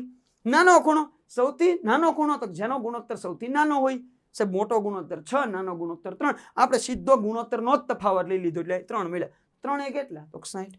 બરાબર. જો આના સિવાય કોઈ બીજી શોર્ટકટ હોઈ શકે નહીં. ચાલો પછીનો એક્ઝામ્પલ જો a/b = 3/5, b/c = 4/7 તો a/b/c મેળવો. સાહેબ અહીંયા એક વસ્તુ યાદ રાખજો. જ્યારે તમારી સામે આવો કોઈ એક્ઝામ્પલ આવે, જ્યારે તમારે ગુણોત્તર મેળવવાનો હોય તો લખવાનું આ રીતે છે. જો આની ઘણી રીત હોઈ શકે. ઘણા તમને આમ z બનાવડાવે, ઘણા આમ n બનાવડાવે. બરાબર. પણ બધા ગુણોત્તરમાં આપણે ત્રણ ગુણોત્તર શોધવા હોય, ABC મેળવવો હોય, ABCD મેળવવો હોય, ABCDE મેળવવો હોય, ABCDEF મેળવવો હોય, આવા કોઈ પણ ગુણોત્તર કીધા હોય, આ બધાયમાં રીત કામ લાગશે. રીત કઈ? તો સાહેબ A/B આપ્યું આપણને 3/5, તો 3/5, તો 3 ને 5 લખી નાખો. ચાલો હવે B/C આપ્યું 4/7, B બીજી વખત આવ્યું, નીચે લખો 4/7, તો 4 અને 7 લખી નાખો. સમજો, ફરી વખત કહું છું સાહેબ, અહીંયા A/B આપણને 3/5 આપ્યું, અહીંયા 3, અહીંયા મૂકી દો 5. ચાલો B/C 4/7 આપ્યું સાહેબ, તો આની નીચે લખી નાખો. B બીજી વખત આવ્યું ને તો નીચે લખો 4/7. ચાલો હવે યાદ રાખજો, જો આ એક પેટર્ન થઈ. અહીંયા જગ્યા વધી સાહેબ, અહીંયા જગ્યા વધી અને અહીંયા જગ્યા વધી. જ્યાં જ્યાં જગ્યા વધે ત્યાં આડી હરોળ જોવાની સાહેબ. આડી હરોળમાં જે નજીક સંખ્યા હોય મૂકી દો સાહેબ. આ આડી હરોળમાં 5 છે નજીક, અહીંયા 5 મૂકી દો. અહીંયા કોણ નજીક છે સંખ્યા? તો સાહેબ 4 છે, તો અહીંયા આપણે 4 મૂકી દો.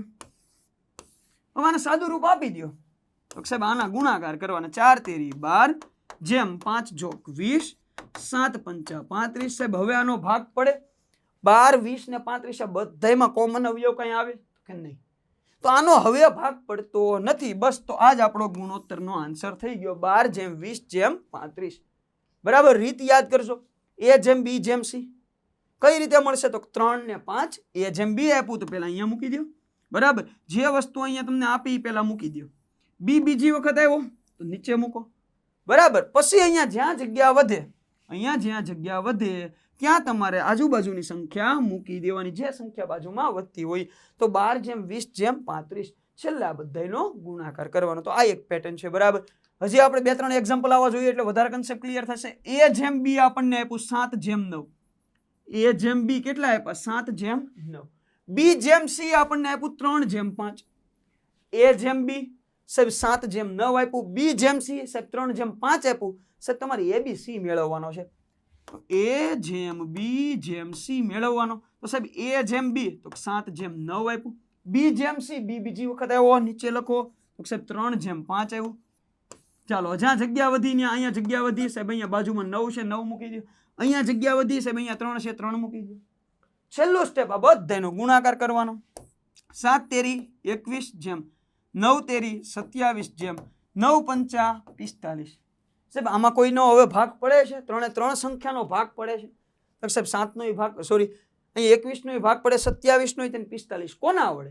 સાહેબ 3 વડે. જો બધાયનો 3 વડે ભાગ હાલે, 3 વડે બધાયનો ભાગ હકારો. બરાબર, તો જવાબ કેટલો મળે? તો સાહેબ 7 તેરી 21, આને તો સાહેબ 9 તેરી 27, અહીંયા તો સાહેબ 15 તેરી 45. તો સાહેબ 7/9/15. બસ આ આપણો આન્સર થઈ ગયો. કયો આન્સર આવશે? 7/9/15.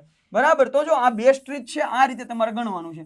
હજી ઘણાને એમ થાય સાહેબ અમને આમાંય નહીં ખબર પડે, તો હજી આમાં જો ઘણાને ભાગ પાડતા ન આવડે તો અહીંયા સાહેબ આવું તો આવડે ને. 7/9 3/5, અહીંયા 9 આવશે ને અહીંયા 3 આવશે.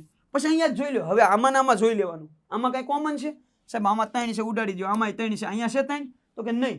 પણ 9 છે, પણ 3 વડે ભાગી શકાય, તો હા 3 તેરી 9. બસ હવે જે વધ્યું એનો ગુણાકાર કરી નાખો સાહેબ. અહીંયા 7 ના 7, અહીંયા 9 ના 9 આવે, અહીંયા 5 તેરી 15 વધ્યા, તોય ખબર પડી જાય 7/9/15. જે કોમન હોય કોમન કાઢી લો. બરાબર, ચાલો A/B બરાબર 3/5, B/C બરાબર 3/4 તથા C/D પણ આમાં આપ્યું 4/7 હોય તો A/B/C/D મેળવો. સાહેબ અહીંયા આપણે 4 વસ્તુ મેળવવાની છે, ABCD. સાહેબ A/B આપ્યો તો સાહેબ 3/5 મૂકી દો, અહીંયા 3/5.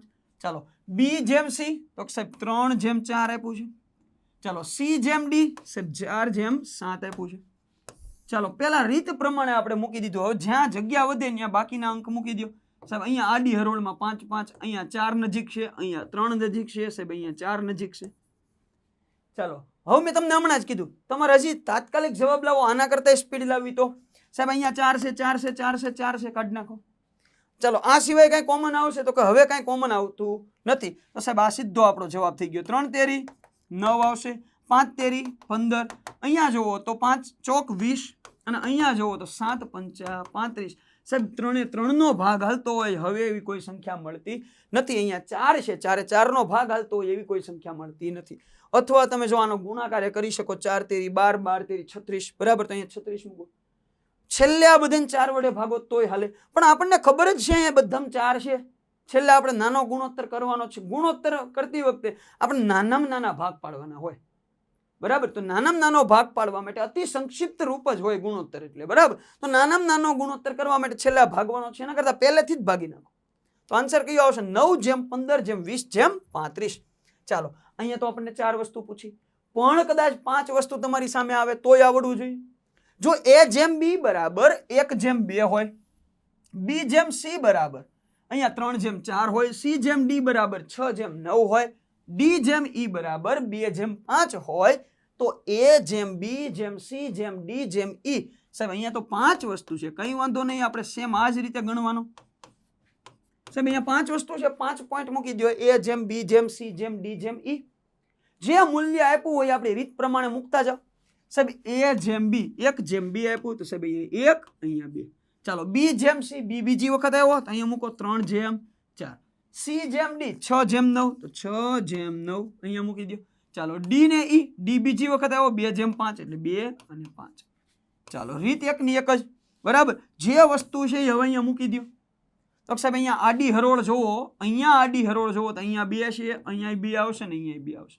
સાહેબ અહીંયા આડી હરોળ જોવા જાઓ તો અહીંયા સાહેબ નજીકમાં 3 છે, અહીંયા નજીકમાં 4 છે, અહીંયા 4 મૂકવા પડશે. અહીંયા આડી હરોળ જોવો સાહેબ, અહીંયા નજીકમાં 9 છે, અહીંયા તો સાહેબ 6 આવશે, અહીંયા 6 આવશે. સાહેબ અહીંયા આડી હરોળમાં તો સાહેબ બધી જગ્યાએ 2 2 આવશે. હવે જુઓ તો આ બધાયનો આપણે ગુણાકાર કરવો પડે. બધાને ખ્યાલ છે સાહેબ ગુણાકાર કરવો પડે, પરંતુ હજી ભાગ પડતા હોય તો પહેલા અહીંયાથી જ પાડી લેવાના. તો જુઓ તો સાહેબ અહીંયા 2 છે, અહીંયા 2 છે, અહીંયા 2, અહીંયા 2, અહીંયા 2, બધા ગુણોત્તરમાં 2 2 છે, પહેલેથી જ કાઢી નાખો. હવે એ સિવાય તો સાહેબ જુઓ અહીંયા 3 છે, અહીંયા 3 છે, આમાંય 3 આવે, આમાંય 3 આવે ને આમાંય 3 આવે. સાહેબ અહીંથી આ 3 ઉડાડી દો, અહીંથી 3 ઉડાડી દો. સાહેબ અહીંયા 3 નથી પણ 6 છે, તો બધાને ખ્યાલ છે 6 ની જગ્યાએ આપણે 3 દુ 6 થાય, અહીંયા 3 તેરી 9 થાય, અહીંયા 3 તેરી 9 થાય. ચાલો, હવે કાંઈ કોમન આવે તો કે સાહેબ અહીંયા હવે કોઈ વસ્તુ કોમન આવશે નહીં. હજી તમારે જો કોમન લાવવો હોય તો 2 નીકળે. સાહેબ અહીંયા 2 કોમન કાઢો તો અહીંયા 3 વધ્યા, આમાંથી 2 કાઢો તો અહીંયા 3 વધ્યા, અહીંથી 2 તો સાહેબ અહીંયા 7, આમાંથી 2 તો અહીંયા 7, અહીંથી 2 તો સાહેબ અહીંયા 2 જ વધે. હવે કાંઈ તો હવે આપણે જોવું નથી, હવે નાનો ગુણાકાર થઈ ગયો. સાહેબ અહીંયા 3 1 3, સાહેબ અહીંયા હવે શું વધ્યું તો સાહેબ 3 વધ્યા, 3 દુ 6 છે, અહીંયા તો સાહેબ 4 દુ 8 વધ્યા, અહીંયા તો સાહેબ 4 તેરી 12 થઈ ગયા. સાહેબ અહીંયા તો 5 તેરી 15, 15 દુ 30 થાય. હવે આમાંથી કઈ કોમન નીકળે તો પહેલી નજરે એવું થાય સાહેબ 6 8 12 30 બધાયમાં કોમન નીકળે, પણ અહીંયા જો બધાયમાં 2 કોમન નીકળે તો એ 3 માં નું આવે. હવે તમને એવું થાય સાહેબ 3 કોમન નીકળે તો સાહેબ 6 માં આવે, પણ 8 માં નું આવે, 12 માં 30 માં આવશે, પણ 8 માં નહીં આવે. તો સાહેબ બસ આમાંથી કાંઈ કોમન નથી નીકળતું, બસ આ જ આપણો જવાબ થઈ ગયો હોય. 3/6/8/12/20 સોરી 30, બરાબર. તો આ રીતે તમને જ્યારે ગુણોત્તર આપે ત્યારે તમે સરળતાથી ગણી શકો. નિયમ અહીંયા ગુણાકાર કરવો પડે. ગુણાકારમાં જો તમને અહીંથી જ કોમન મળી જતું હોય તો આખો ગુણાકાર નહીં કરવાનો, અહીંથી જ કોમન કાઢી લ્યો, બરાબર. તો આવી રીતે તમે સરળતાથી ગુણોત્તર મેળવી શકશો. ચાલો પછીનું નેક્સ્ટ એક્ઝામ્પલ. સાહેબ આવા એક્ઝામ્પલ તો હોય જ છે એક્ઝામમાં. ખાસ ટેટ ટાટનો મહત્વનો ટોપિક ક્ષેત્રફળ ઘનફળ ભૂમિતિ, તો એમાંથી એક્ઝામ્પલ આવું પૂછે જ, બરાબર. જૂના પેપર જોશો તો તમને 7 થી 8 આવા એક્ઝામ્પલ મળશે. એક લંબચોરસની લંબાઈમાં 30% ઘટાડો અને પહોળાઈમાં 10% ઘટાડો કરવામાં આવે તો ક્ષેત્રફળમાં કેટલા ટકાનો ઘટાડો થયો હોય? બધાને એટલી વસ્તુ તો ખબર જ છે કે ક્ષેત્રફળ એટલે કોઈ પણ વસ્તુનું ક્ષેત્રફળ એટલે સાહેબ લંબાઈ ગુણ્યા પહોળાઈ થાય. બેઝિક સૂત્ર છે, ક્ષેત્રફળ એટલે લંબાઈ ગુણ્યા પહોળાઈ થાય. હવે જ્યારે ટકાવારી હોય ને ત્યારે તમારે 100 ધારીને ગણવું પડે. તો તમને એક હિન્ટ આપું કે આવો જ્યારે દાખલો હોય કોઈ પણ ટકાવારીમાં વધારો ઘટાડોનો, આ તો ક્ષેત્રફળનો છે, બરાબર. પરંતુ કોઈ પણ ટકાવારીમાં વધારે ઘટાડોનો દાખલો હોય તમારે અહીંયા 100 ધારીને ગણો ને એની જગ્યાએ 10 ધારીને ગણવાના. તમારે 100 ધારીને ગણો એની જગ્યાએ 10 ધારીને ગણવાના. તો સાહેબ 10 ગુણ્યા 10 એટલે 100 થયા. જો વસ્તુ સેમ જ થઈ, વસ્તુ અહીંયા સેમ જ થશે, પણ આપણે 100 ધારીને ગણતા હોય એની જગ્યાએ 10 ધારીને ગણો, 10 ગુણ્યા 10 બરાબર 100 થાય. ચાલો હવે પહેલી વખત લંબાઈમાં 30% ઘટે. સાહેબ 100 હોય તો 30% ઘટાડો 70 થાય, પરંતુ આપણે 10 ધાર્યા હોય તો એના 70% ઘટાડો સોરી 30% ઘટાડો તો કેટલા થઈ જાય? 7 થઈ જાય. 100 હોય તો 70 થાય, 30% ઘટાડો તો 10 હોય તો 7 થાય. હવે અહીંયા કેટલા ઘટાડવાના કીધા સાહેબ? 10% જ. 100 હોય તો 90 થાય, તો 10 હોય તો 9 થાય. હવે ઘડી આવડતા હોય 9 સત્તા 63 થાય સાહેબ પહેલા આનું ક્ષેત્રફળ 100 હતું આ લંબચોરસનું હવે 63 થઈ ગયું વધારો થયો કે ઘટાડો સાહેબ ઘટાડો થયો કેટલા ટકાનો 100 માંથી આ 63 બાદ કરવો 37%. ઓપ્શન બી 37% આપણો આન્સર આવશે. ચાલો હવે તમને એવું કીધું હોય 10% વધારો પેલા લંબાઈમાં 10% વધારો પહોળાઈમાં 10% વધારો તો ક્ષેત્રફળમાં 100 ફેરફાર થાય. નિયમ 1 સાહેબ 10 ગુણ્યા 10 બરાબર 100 કરી નાખો. લંબાઈ 10% વધે તો 100 હોય તો 110 થાય 10 હોય તો 11 થાય 10 હોય તો 11 થાય 11 ગુણ્યા 11 સાહેબ 121 100 હતી 121 થઈ ગયું ક્ષેત્રફળ 21%નો વધારો. સાહેબ કદાચ આવો જ દાખલો તમને આમ પૂછે કે ભાઈ કોઈ વસ્તુની કિંમતમાં 20%નો વધારો થાય કેટલા ટકાનો 20%નો વધારો થાય તો સાહેબ અહીંયા 12 લેવા પડે 10 અને પછી 30%નો ઘટાડો થાય 30% ઘટાડો થાય તો અહીંયા 10 માંથી 7 થઈ જાય 12 સત્તા 84 બસ આ આપણો જવાબ થઈ ગયો ભાઈ. અહીંયા તમે 100 માંથી 84 બાદ કરો 16% બરાબર અહીંયા ઘટાડો થયો એટલે ઘટાડો. સેમાં એક જ પેટર્નથી આવા કોઈ પણ દાખલા હશે કે જેમાં ટકાવારીથી ફેરફાર થતો હશે એ બધા ગણી શકાશે. ચાલો બીજો એવો એક્ઝામ્પલ એક લંબચોરસની લંબાઈમાં 20%નો ઘટાડો તથા પહોળાઈમાં 20%નો વધારો કરવામાં આવે છે તો તેના ક્ષેત્રફળમાં 100 ફેરફાર થાય. સાહેબ આગળ જે એક્ઝામ્પલ જોઈ ગયા એ જ પેટર્નનો એક્ઝામ્પલ પહેલું કામ કરવાનું સાહેબ 10 ગુણ્યા 10 બરાબર 100. ચાલો હવે તમને એવું કીધું લંબાઈમાં 20%નો ઘટાડો જો 100 લંબાઈ હોય તો 20% ઘટે તો સાહેબ 80 થાય તો અહીંયા 10 હોય તો કેટલી થઈ જાય 8 થાય. ચાલો આગળ તમને એવું કીધું પહોળાઈમાં 20%નો વધારો કરવામાં આવે સાહેબ પહોળાઈ 100 હોય 20%નો વધારો એટલે 120 થઈ જાય પણ આપણે પહોળાઈ 10 ધારી હોય તો કેટલી થઈ જાય સાહેબ 12 થઈ જાય. ઘડિયા બધાને આવડે 12 8 96 પહેલા આ ક્ષેત્રફળ સાહેબ 100 હતું હવે આ ક્ષેત્રફળ 96 થઈ ગયું એટલે 4%નો સાહેબ ઘટાડો થયો. બસ આના સિવાય કોઈ હેલી રીત હોઈ શકે નહીં. ઓપ્શન સી 4% ઘટાડો. જો અહીંયાથી એ પણ ખ્યાલ આવી જાય કે સાહેબ 100 હતા 96 થઈ ગયા એટલે ઘટાડો થયો બરાબર. તો એક પેટર્ન યાદ રાખજો. ચાલો ત્યાર પછી અને આપણી આજના લેક્ચરની લાસ્ટ પેટર્ન એટલે કે 15મી પેટર્ન બરાબર. આમાં પણ બે એક્ઝામ્પલ સમજશું બરાબર. એ પહેલા હું તમને એક નાનકડો એવો થિયરમ આપી દઉં કે જે તમને આગળ કંઈક ને કંઈક ઉપયોગમાં આવશે બરાબર. ધારો કે આપણે કોઈ ત્રિકોણની વાત કરતા હોઈએ આ આપણી પાસે કોઈ ત્રિકોણ છે બરાબર. આ ત્રિકોણમાં આપણે જેની જરૂર છે ને એની અત્યારે વાત કરીએ બરાબર. તો આ ત્રિકોણમાં આ ખૂણો 90 ડિગ્રી છે આ ખૂણો જો 30 ડિગ્રી હોય તો આ ખૂણો કેટલો હોય સાહેબ 60 ડિગ્રી. સમજજો ખાસ. હવે આ એક કોઈ ત્રિકોણ છે આપણી પાસે જેમાં એક ખૂણો 30 ડિગ્રી છે એક 60 છે ને એક 90 ડિગ્રી કાટકોણ ત્રિકોણ છે એવું સમજી લઈએ બરાબર. તો હવે જો આ ત્રિકોણ માટેનો એક પ્રમેય છે 30 ડિગ્રી 60 ડિગ્રી 90 ડિગ્રી. આ એક ખાસ યાદ રાખજો જો ખૂણાનું માપ એ હોય બરાબર એટલે કે 30 ડિગ્રી હોય બરાબર. આ 30 ડિગ્રી ખૂણો એની સામેની બાજુ જો આ બાજુનું માપ આપણને એ આપેલું હોય તો 60 ડિગ્રીની સામેની બાજુ √3a થાય બરાબર. √3a એટલે આ બાજુ કેટલી થઈ જાય તો સાહેબ √3a. ચાલો એ જ રીતે 90 ડિગ્રીની સામેની બાજુ આ બાજુ કેટલી થઈ જાય તો સાહેબ ડબલ થઈ જાય તો સાહેબ 2a થઈ જાય. બસ આ એક થિયરમ યાદ રાખજો 30 60 90. બસ આ થિયરમ યાદ હશે તો તમારું આખું ચેપ્ટર કયું સાહેબ અંતર અને ઊંચાઈ પૂરું થઈ જાય. એક ત્રિકોણની વાત કરતા હોઈએ તો એમાં 30 60 90 ત્રણ ખૂણા હોઈ શકે. કાટકોણ ત્રિકોણ હોય એક ખૂણો 90 હોય તો એક 30 હોય તો બીજો 60 હોય. તો 30ની સામેની બાજુનું માપ જો તમને એ આપેલું હોય તો 60ની સામેની બાજુનું માપ √3a થાય બરાબર. 60ની સામેની બાજુનું માપ √3a થાય. એ જ રીતે 90 ડિગ્રીની સામેનું માપ સાહેબ 2a થાય બરાબર. જો જેને જરૂર હોય સ્ક્રીનશોટ લઈ લેજો. તો આ કન્સેપ્ટના આધારે આપણે આવા એક્ઝામ્પલ સોલ્વ કરી શકીએ. અહીંયા જો આપણી પાસે એક્ઝામ્પલ છે કે સાહેબ જમીન પર એક ટાવર શિરોલંબ સ્થિતિમાં છે. જમીન ઉપર કંઈક એક ટાવર આપ્યો છે આ કોઈ એક ટાવર છે એવું સમજી લઈએ. જમીન પર એક ટાવર શિરોલંબ સ્થિતિમાં છે તેના પાયાથી 15 મીટર દૂર આવેલા સાહેબ આ ટાવરનો પાયો ત્યાંથી 15 મીટર દૂર બરાબર 15 મીટર દૂર આવેલા જમીન પરના કોઈ બિંદુ સાહેબ અહીંયા કોઈ બિંદુ છે જમીન પરનું બરાબર ત્યાંથી ટાવરની ટોચના ઉચ્છેદ કોણનું માપ હવે જો એ પહેલા હજી સમજજો સાહેબ, અહીંયા શબ્દ સમજવા પડશે. ઉચ્છેદ કોણ અને અવક્ષેદ કોણ. જો આપણે લાંબા આમાં પડતા નથી, આપણે શોર્ટકટ નું કામ છે સાહેબ. ઉચ્છેદ કોણ એટલે સાહેબ નીચેથી તમે ઉપર જોવો ને, નીચેથી ઉપર જોવો તો જે નીચે બને ને એ કોણ ને ઉચ્છેદ કોણ કહેવાય. નીચેથી ઉપર જોવો ને જે કોણ બને નીચે એને ઉચ્છેદ કોણ કહેવાય. એ જ રીતે જો તમે ઉપરથી નીચે જોવો તો જે કોણ બને એને કહેવાય અવક્ષેદ કોણ. ઉચ્છેદ કોણ એટલે સાહેબ નીચેથી ઉપર જોવાનું, અવક્ષેદ કોણ એટલે સાહેબ ઉપરથી નીચે જોવાનું. બરાબર, આવી રીતે યાદ રાખજો. ચાલો અહીંયા તમને ઉચ્છેદ કોણ કીધો, ટાવરની ટોચનો ઉચ્છેદ કોણ. સાહેબ આ ટાવર છે તો આ ટાવરની ટોચ થઈ, તો આ ટાવરની ટોચનો ઉચ્છેદ કોણ એટલે આ માપ તમને આપ્યું. કેટલો છે તો સાહેબ જમીન પરથી ટાવરની ટોચનો ઉચ્છેદ કોણ 60 ડિગ્રી છે.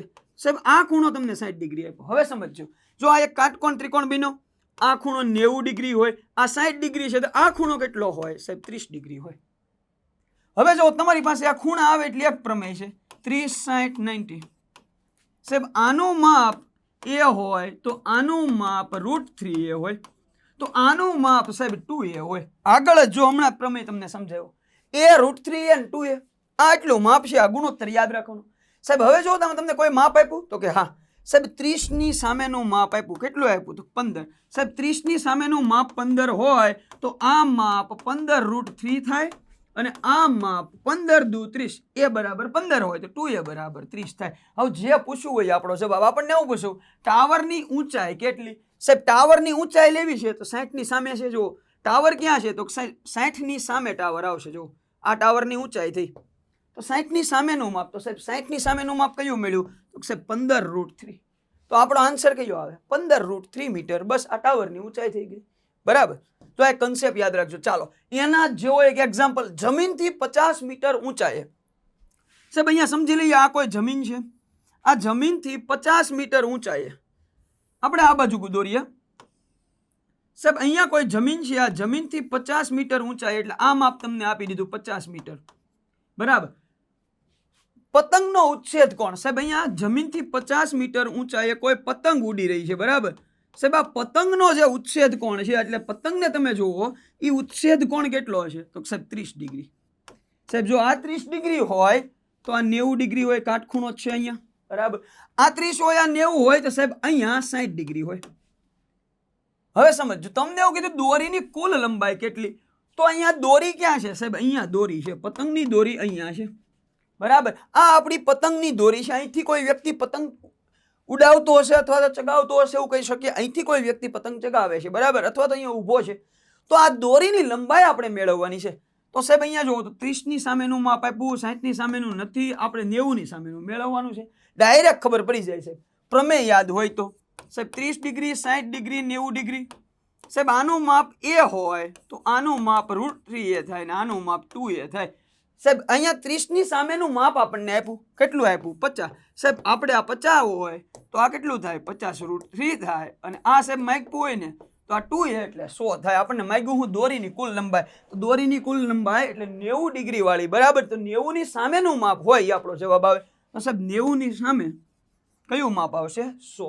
તો સાહેબ ઓપ્શન સી 100 મીટર આપણો આન્સર થશે. આના સિવાય કોઈ આની શોર્ટકટ હોઈ શકે નહીં. તલાટી માટે બહુ મહત્વનો છે.